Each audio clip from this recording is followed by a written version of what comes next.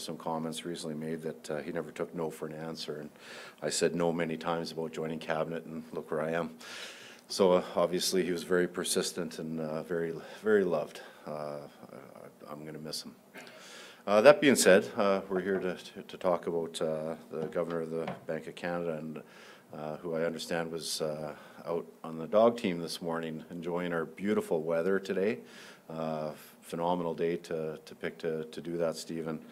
I get your bio here and I look through it, and the public service commitments you've made, and one of my colleagues mentioned start at the bottom. I'm sure that's where your highest priorities are with your wife Valerie and your kids Jessica and Nicholas. Too bad they weren't able to join you on this endeavor, and I hope you have an opportunity to come back to Nunavut and they can come with you. I'm sure they would really enjoy it, the great people and the great land that we have here.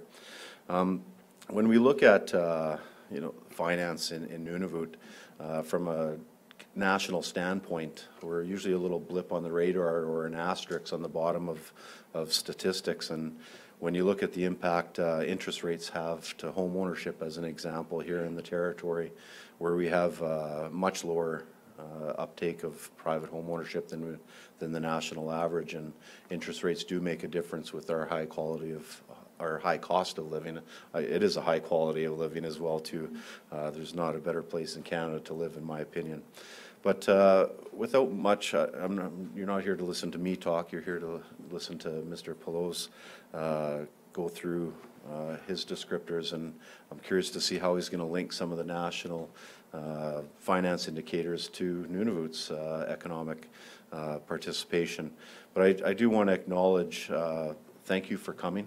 I can't express enough when we get officials from at the national level, when they come here to Nunavut and to Iqaluit especially, that I always try and encourage people to look at other communities and look around the territory. And I see a number of people in the crowd here that are scattered throughout Nunavut or work in different areas of the territory, and they can all attest to how diverse and how spectacular this territory of Nunavut is. And just the timing couldn't be better with the 20th anniversary. It's an exciting time. There's a lot of work that we've done. There's a lot of work that we're doing, and there's a lot of work that we need to do. But we have some great people in our legislature and in our leadership groups throughout the territory. So I really want to thank everyone's participation in this event.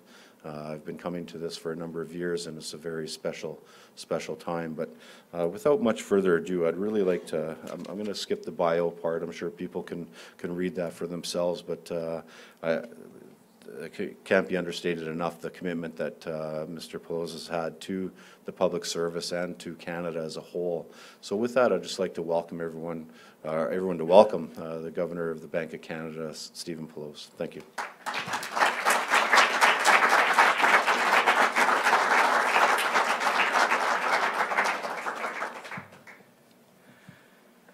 Well, thank you very much, Mr.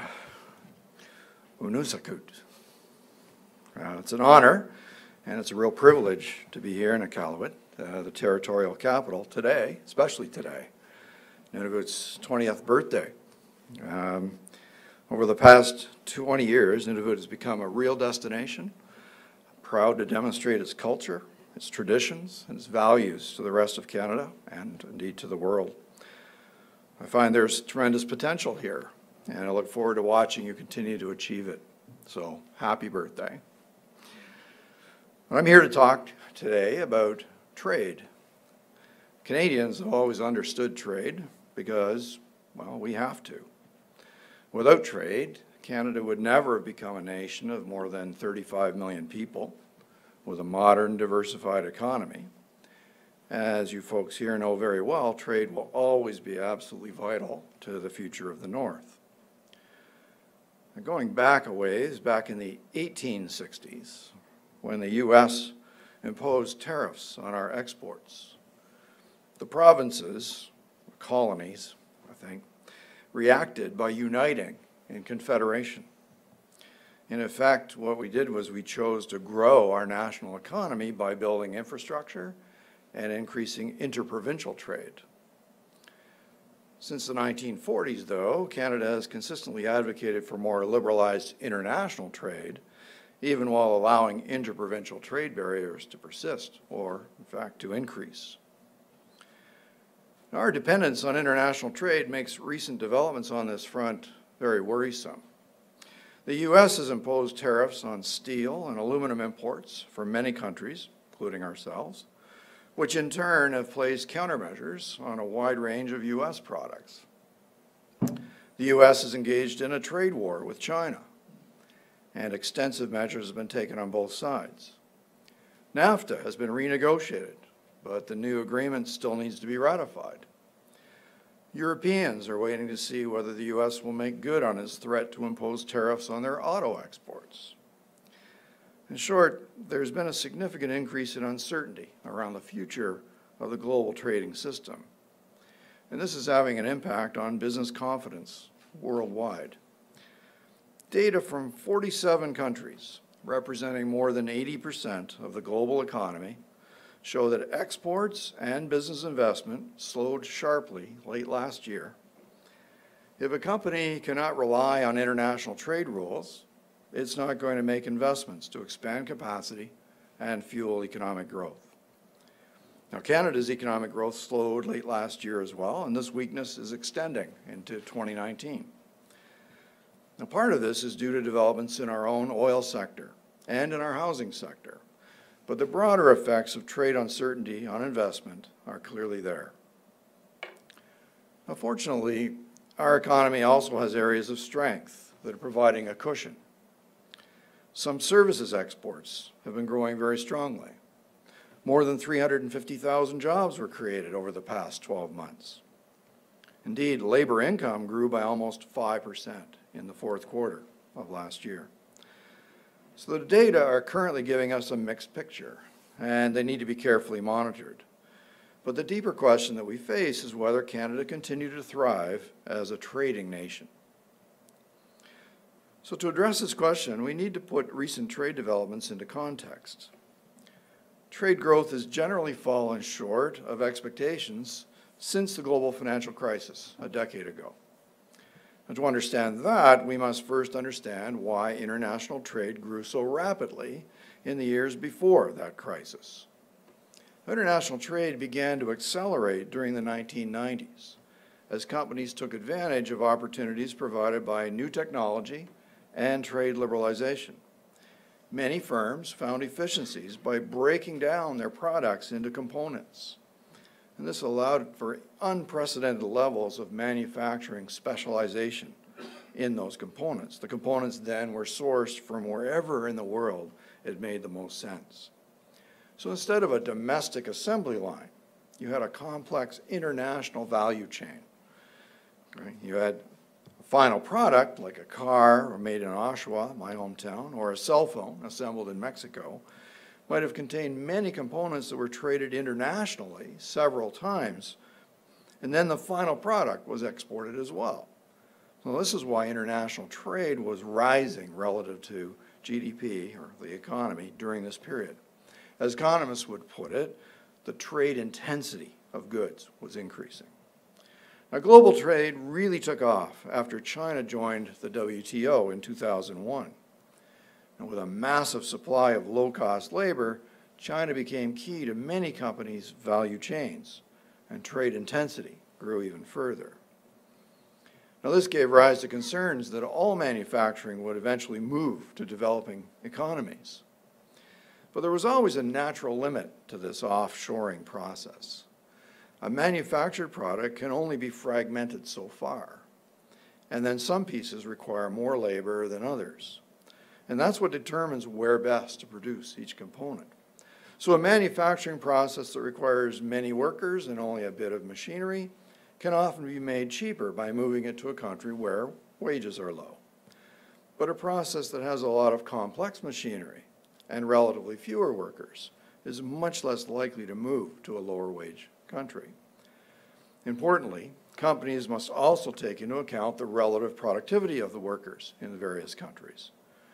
So in other words, even if workers are paid more in one country than in another country, the highly paid workers may be more productive, giving them a comparative advantage over less productive, lower paid workers elsewhere. This is a very complicated balance of factors that leads to a natural distribution of value chains around the world.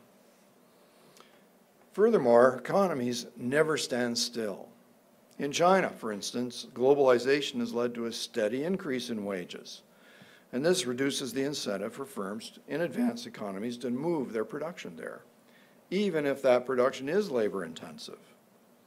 At the same time, advances in technology have allowed firms to automate manufacturing even more. This means a higher capital intensity, which also reduces the incentive to move production to lower-wage countries. So to shorten this up, these trends have made the cost of labor much less of a factor in deciding where to locate global value chains. Indeed, some companies have moved production back to advanced economies. It's even got a name. It's called reshoring. Often the motivation is to have production closer to the ultimate customer, an action sometimes called nearshoring. Or it may make more sense to locate closer to the source of raw materials. So for various reasons, we've seen some global value chains become more simplified and a reversal of some of the fragmentation of manufacturing products that we saw 20 or 30 years ago. And as a result, components are crossing fewer borders in the assembly process. Trade intensity has eased, and we see a slowing of trade growth around the world. A detailed study published earlier this year by the McKinsey Global Institute sheds light on these developments. They looked at 23 different industries across 43 countries over 22 years, a lot of data. And they found that many goods-producing value chains are becoming less trade-intensive as they locate closer to their customers, and as emerging markets like China develop and consume more of what they produce there. Companies are building more domestic value chains. The bottom line is that the evolving nature of globalization is contributing to slower growth in international trade. This is true for the global economy generally and for Canada specifically. That said, there are other factors specific to Canada that have been holding back trade in recent years. And they include a loss of export capacity in certain sectors and competitiveness challenges in others. And I'll come back to that in a bit. First, though, I want to broaden our discussion of trade. Because so far, we've been describing trade as shipments of tangible goods. This is how most people think of it. And my story of globalization and value chains clearly envisions a complex product, like a car or a smartphone. But tangible goods also include products like oil or nickel, canola, pork, or lumber. We sell over $500 billion worth of goods, merchandise, to the world each year. Natural resources and agriculture will always be an important base for our economy, as the folks here today from the mining sector know perfectly well. Now, despite recent difficulties, energy products remain our #1 export category at over $80 billion per year in sales. And we can continue to find new customers for these products and grow those businesses over time, as we see around here. But as we just saw, economies are constantly evolving. Growth in Canada's economy, which was based on trade and natural resources in its early years, is today driven mainly by service industries. Something like 80% of Canadians are now employed in services. And trade in services has been growing at a much faster pace than trade in goods. Today, as Canadians, we sell about $120 billion per year in services to the rest of the world. For example, Canada is a world leader in the mining services sector, with almost 4,000 companies providing engineering, environmental, and other professional services. These categories had exports worth about $12 billion last year. Canada has long been an important exporter of financial services. Last year, these totaled about $13 billion and supported many well-paying jobs in Canada. Tourism exports, they're worth about $25 billion per year. Now, this category includes exports of education services to visiting students, and that's worth about $8 billion. And if you want to go to the cutting edge, Canada is becoming known as a global heavyweight in video games. And we employ more than 21,000 Canadians in video games with above average salaries. So many service sectors saw exports growing at near double-digit rates or faster, including financial services, the telecom, computer and information sector, intellectual property, and tourism. Now, I know I've thrown a lot of numbers at you, and as large as some of those numbers sound, services trade is actually difficult to track, and it's probably underestimated. For example, many manufactured products include large services components that are buried in the price. By some estimates, as much as 30% of the value of goods exports is actually created through services. Think about a smartphone. The parts and labor needed to build it, assemble it, might constitute less than half of what the consumer actually pays for it. Most of the rest represents the cost of all the software that's loaded on the phone. Services. Here's another example. Many companies today purchase back-office computing services on the cloud. Previously, the company would have invested in equipment, software, hired specialized staff to perform those back-office functions. But by purchasing cloud services, the company saves all those expenses and boosts its productivity. And this is clearly good for the economy, but our conventional statistics show a decline in investment and in trade. Now, I mentioned before that many countries have seen a slowdown in trade and investment, mainly in response to trade uncertainty. At the same time, many countries are seeing strength in their labor markets. It's worth considering whether the shift in economic growth toward technology and services is playing a role in this difference. In Canada, the job market appears to be in great shape. The unemployment rate is near historic lows. The participation rate of prime-age workers, those 25 to 54 years old, has never been higher. The number of working Canadians increased by a healthy 2% over the past 12 months. And a sectoral breakdown shows that this growth is being driven by several key service industries. Start with the professional, scientific, and technical worker category. This would include programmers and software engineers, among others. More than 1 million Canadians work in this category, and it grew by 7% over the past year. Then there are categories like education, healthcare, public administration. Together, these industries employ about 5 million Canadians. If we include two more sectors, transportation and warehousing and business and other support services, that brings us to about 8 million Canadians in these sectors. That's about 45% of our workforce. And the weighted average of job growth among those categories in the service sector was 4.6% over the past year, jobs created. That's more than double the rate of the economy as a whole. So this is behind the strong increase in labor income that we've seen lately. Now, these data suggest that the mixed picture offered up by the Canadian economy today reflects some important structural changes beneath the surface. And in particular, our oil sector continues to adjust to global oil prices of around $50 to $60 a barrel. It's important to remember that only 5 years ago it was widely held view that oil prices would remain far higher than that. Plans were made, investments were deployed, and it will take time for the sector to adjust fully to lower pricing.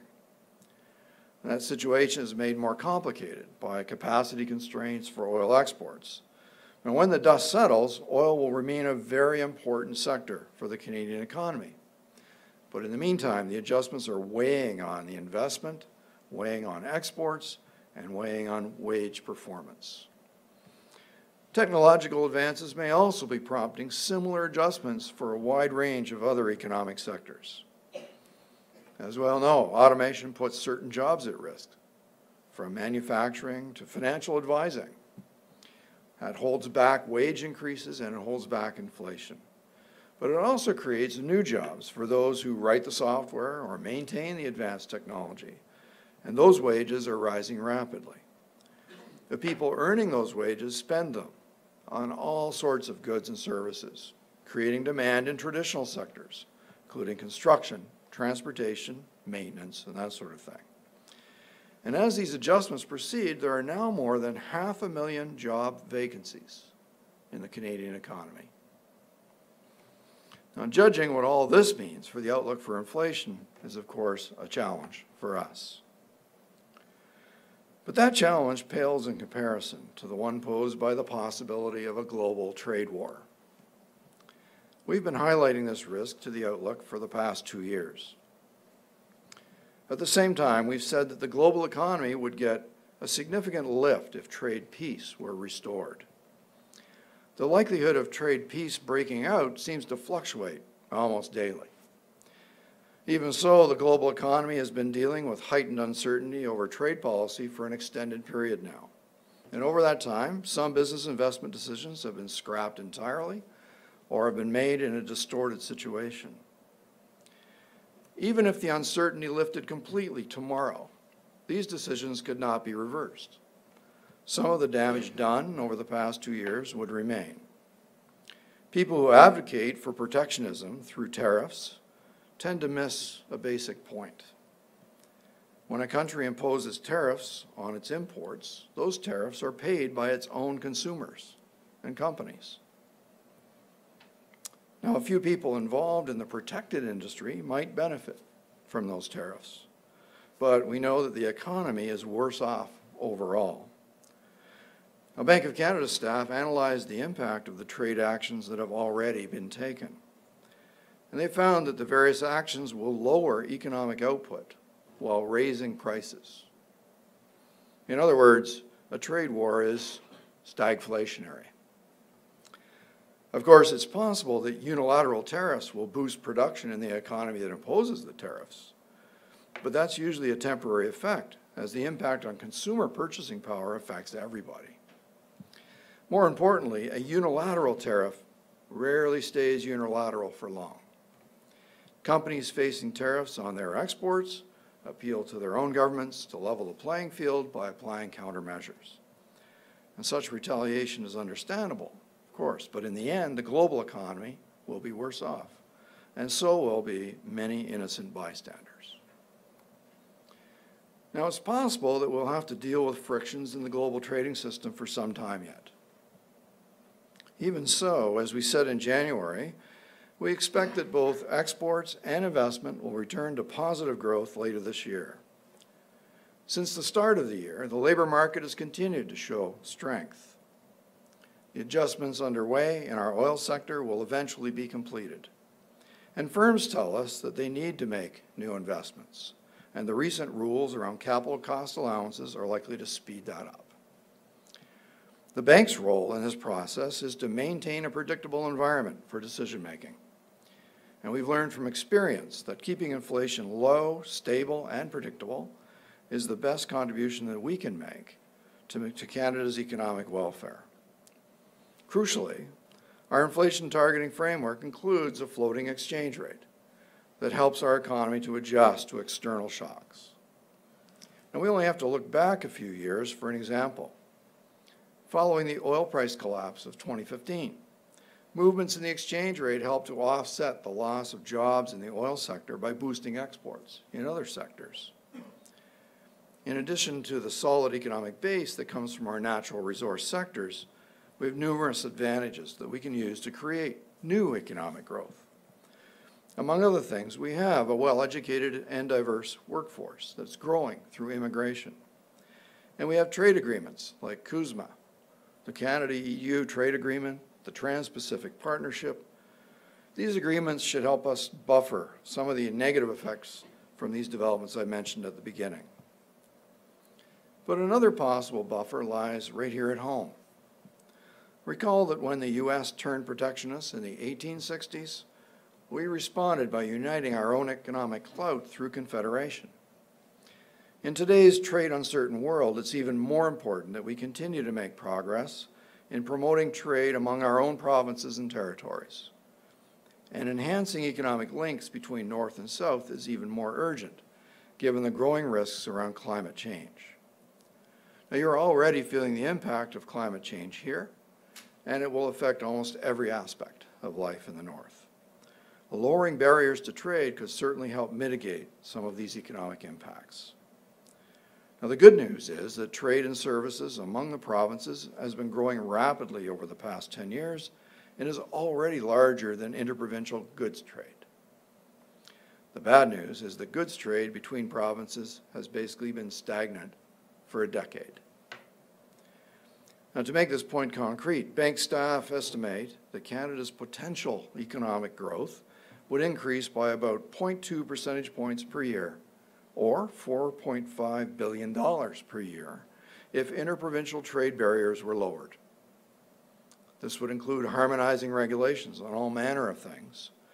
In a time of slow economic growth, I think that's too good an opportunity to pass up.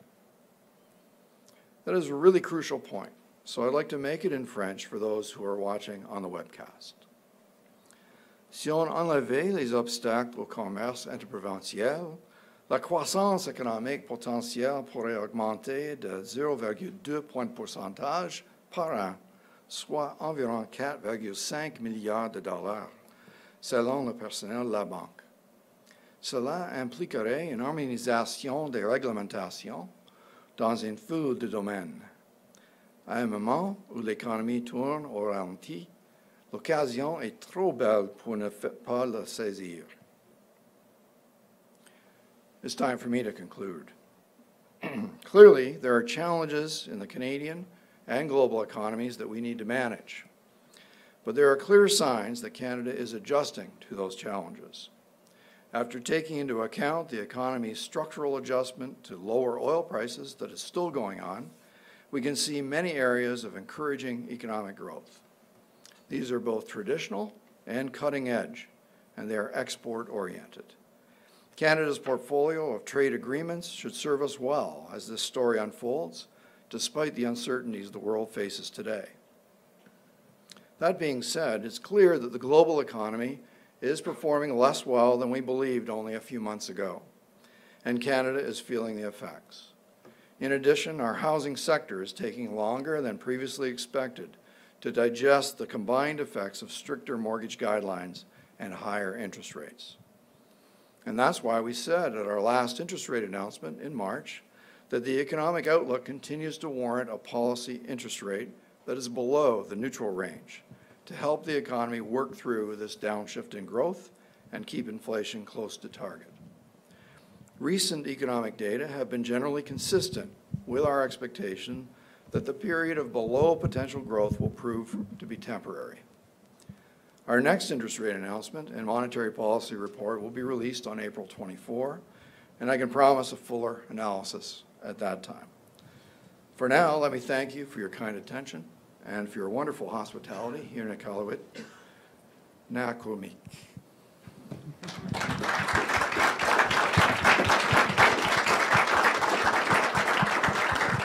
Koyenomik, test. Koyenomik, merci beaucoup. Monsieur Stephen Poloz, le gouverneur de la Banque au Canada. Thank you very much. And we're going to have some Q&As. That's why I'm up here with this mic. And I would ask anybody to, if they have a question, that they identify first who they are, because we are doing a live webcast. So I'd like for you to do that at the beginning of before you ask your question. There's a couple of things that I would like to highlight that I took away from what you've said today. It was interesting to hear you talk about the economy having a natural cycle, because personally and as our culture here in Nunavut, we're very much in tune with natural cycles of Mother Earth and the effects that climate change has on those. And so I found the accountant in me very appreciative of your description of how the economy has kind of, I would put it, an expansion and contraction like a heartbeat. And you talked about offshoring and reshoring, and so I think that to me that's the linkage in my mind between those two types of things and the natural cycles. You talked about tourism and international trade, and people in Nunavut are very familiar with international trade because of what happened with sealskin. that we have sealskin products that are available here, and what happened with the European Union ban to sealskin. And I'm not going to say this as eloquently as I'm going to give a shout out to the documentary Angie Inuk. If you haven't seen it, I would encourage you to watch it. It's by Alethea Angnakuk-Baril, and it talks about what happened to our economy here in Nunavut and our culture, and we as Inuit, when the seal ban was implemented. The last part I wanted to mention quickly before we get into the questions is you mentioned oil as a very large part of the Canadian economy, and we as a jurisdiction are somewhat, we term it carbon captive, and the impacts of unilateral federal regulations or laws on us when we don't have a choice in terms of greening our energy system is detrimental, obviously, to people here in Nunavut. So those are some of the kinds of background that I'm taking out of what you've said, and interesting components for us to advocate, continue to advocate to all people who come from Southern Canada. And I was especially encouraged to hear that you went on a dog team ride this morning, and you're here on a webcast this afternoon, because I was thinking that last week I was impressed into service by two elders who came to visit me. They wanted to sing, and I had to drum dance for them. And that's what I was doing last week, and now this week I'm standing up here talking with you. So it's the difference in our culture that you can experience right here in Nunavut. And I encourage you to go to the smaller community, because the amount of culture shock you get coming from any jurisdiction or Ottawa to Iqaluit is similar than what you get to going from Iqaluit to Pangnakduk or to Whale Cove or any other of the smaller communities. So that's just a few of my comments on what you said. I'm very glad you came up here. We are going to open the floor for questions. I know there are people that have some questions. I could start if we want, but I'd like to see if we have mics that are going around the room and available. Is there anybody who wants to start off the questioning here in the crowd today? Kyle, please introduce yourself for the record. Thank you, Victor. Governor, my name is Kyle Shepard. I'm a councillor with the City of Iqaluit and a commercial banker with RBC. I liked in your speech that you were addressing climate change, and we live on the front lines of climate change in the territory here. It's something we see to a greater effect than many Canadians. In recent forecasts that have come from the Bank of Canada, there doesn't seem to be any overt consideration of climate change in your modeling going forward. And I'm just wondering, what you discuss might be different than what's in print, and I'm just wondering, respecting the nature of the discussions you have, if you can elaborate a little bit on the considerations that the Bank of Canada has in relation to climate change and how that's going to affect our national economy going forward. Sure. Well, I mean, it's, first of all, the sort of underlying process of gradual technological change and other aspects that you associate with climate change are embodied in that trend line, what we call potential. That's the Canadian economy's potential. And that's a very gradual process, so it's not like we don't so much as forecast it, but make assumptions about how it will trend out. And so those kinds of risks up or down are acknowledged in that. And then the rest of the energy is spent analyzing the economy's cycles around that trend line, right?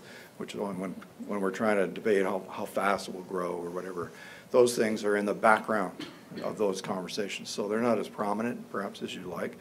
And then, from our point of view, we think the place where this feeds most directly is in our analysis of the health and stability of the financial system. Okay, so banks, insurance companies, credit exposures, et cetera, to assets that may be negatively impacted by climate change trends. And so where you'll see, like in our June, our next installment in the financial stability review, financial system review, it's called the FSR. We'll have a framework laid out there for how we're inserting climate change into that framework. And we're, of course, participating with other central banks in a number of ways, a number of fora, where this is the key topic of conversation. So as a community, central banking community, there's a lot more going on than perhaps is obvious from, I'm just talking about whether the economy is going to go fast or slow. We can't mention everything. But I acknowledge your point that you're basically on the front line of this, and so you're more likely to see tangible effects than others. But believe me, down south, the weather has become increasingly unusual, and how does that feed into the financial system? Well, it's insurance companies, and have they got enough capital to deal with growing risks? Banks, they got exposure to assets which may suddenly decrease in value, those kinds of things around the financial system. So, okay. Thank you. Yes. One of the things that I've noticed in anybody who's ever traveled to the Caribbean and has been there recently, there's been 2 major storms in the last in that 1 year, but and the islands are still recovering from them, and that could be linked obviously to climate change, and the insurance regime around those properties and anybody with an interest in the area is definitely effective. I know I've seen not interest, but rather the insurance costs probably like 3 times as much as previous in some of the Caribbean properties, and with his point about climate change being on the front line, I can relate to. I live on the plateau, as I said earlier, and we have underground pipe that brings our water to us that is supposed to be in a layer of permafrost that is not active, but it is now. And so as a result of that, we've had water issues in the newest area of town all winter because of the difference. Well, there's a number of different factors, but obviously climate change is one of those factors. Yes. Other questions from the group? At the back. Stu, if you could introduce yourself, please. Certainly, Victor. My name is Stuart Kennedy, better known around here as Stu. Closer? Okay. So the name is Stu. And I operate in small businesses in Iqaluit.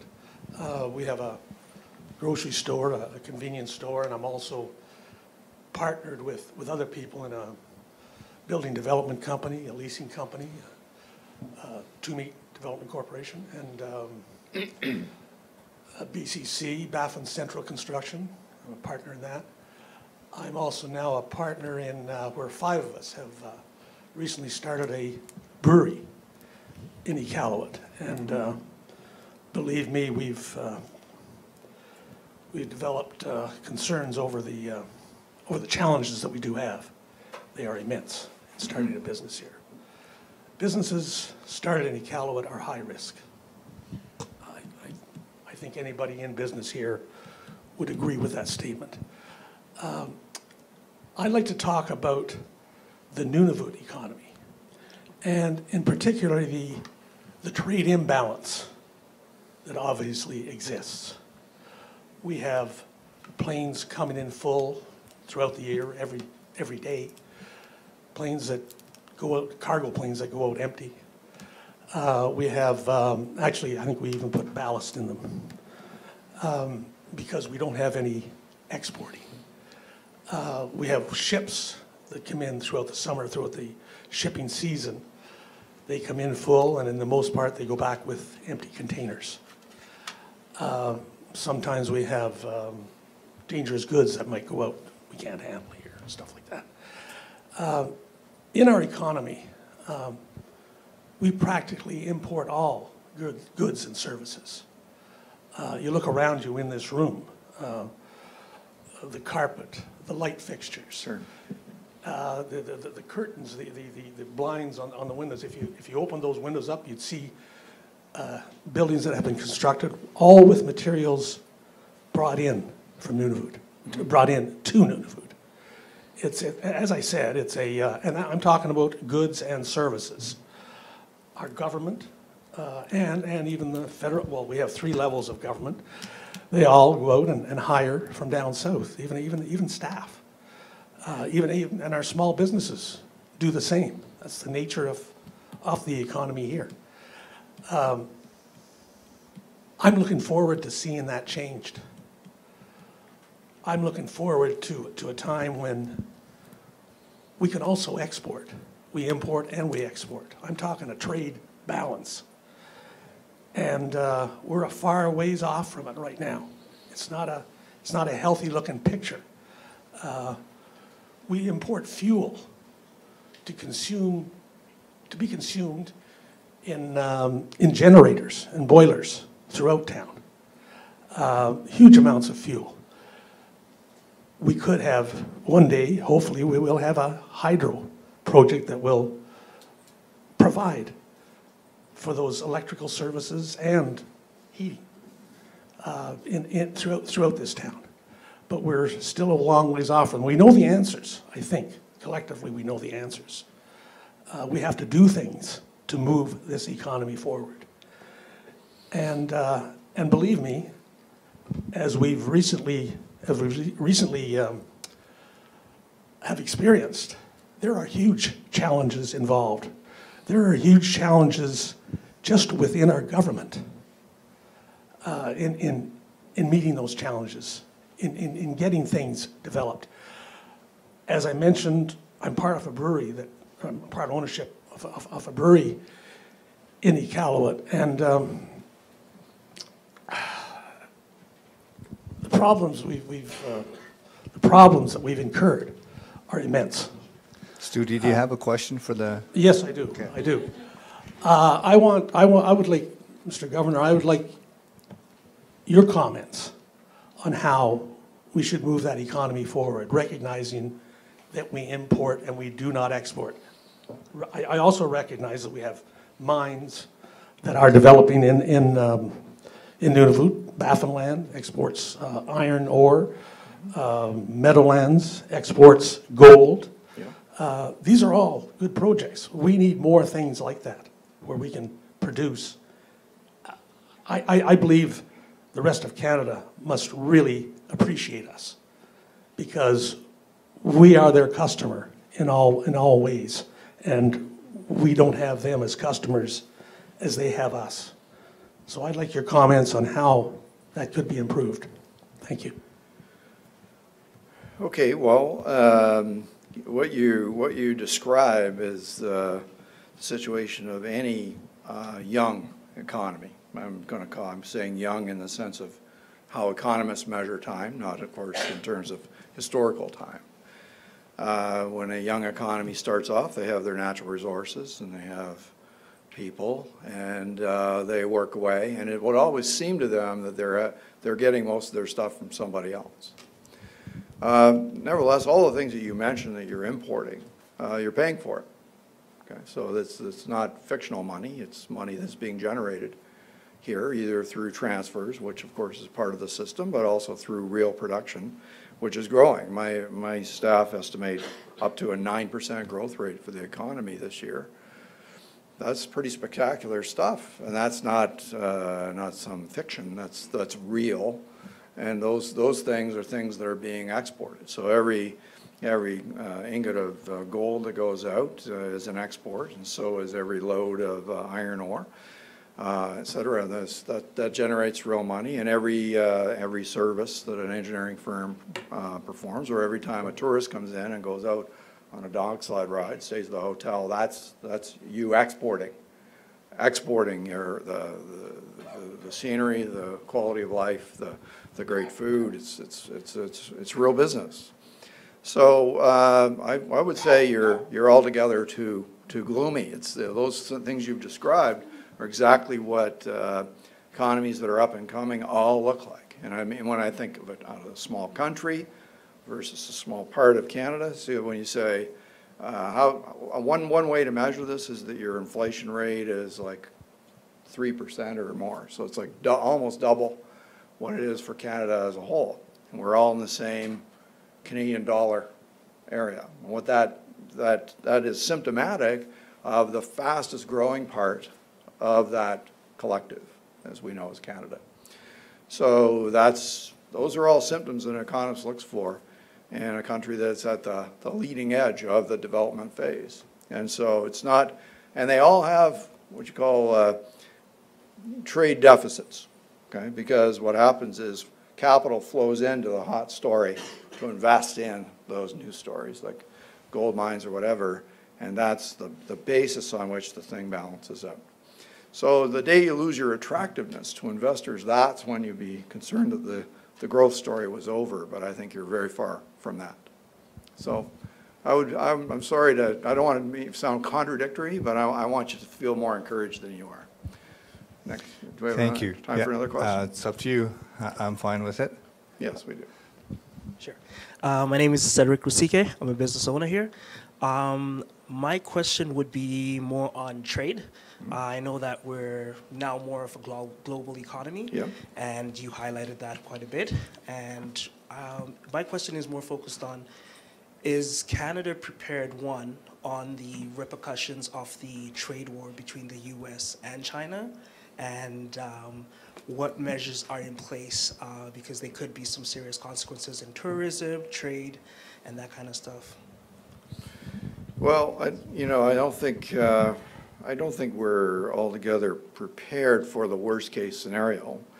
The problem with the worst case scenario, which is where there is an outright trade war, when I mentioned that the models, our economic models, tell us that it would be contractionary for economic growth at the same time that it boosts prices of almost everything that we buy.